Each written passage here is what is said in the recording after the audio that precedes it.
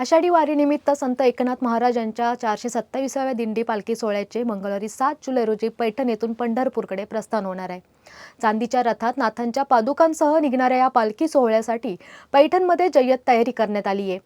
छत्रपती संभाजीनगर, अहिल्यानगर, बीड, धाराशिव आणि सोलापूर या 5 जिल्ह्यातून सुमारे 40,000 वारकरी 285 किलोमीटरचा 19 दिवसांचा पायी प्रवास करणार असून 24 जुलै रोजी पालखी पंढरपुरात दाखल होणार आहे। मार्गात 5 ठिकाणी पारंपरिक रिंगण सोहळेही पार पडणार आहेत। वारकरी संप्रदायांच्या श्रद्धा, भक्ती आणि परंपरेचा संगम असलेला संत एकनाथ महाराजांच्या पालखी सोहळा उद्यापासून भक्तिमय वातावरणात सुरू होत असून पैठण ते पंढरपूर हा संपूर्ण मार्ग ज्ञानोबा तुकाराम आणि एकनाथ महाराज की जय या जय घोषाने दुमदुमला जाणार आहे।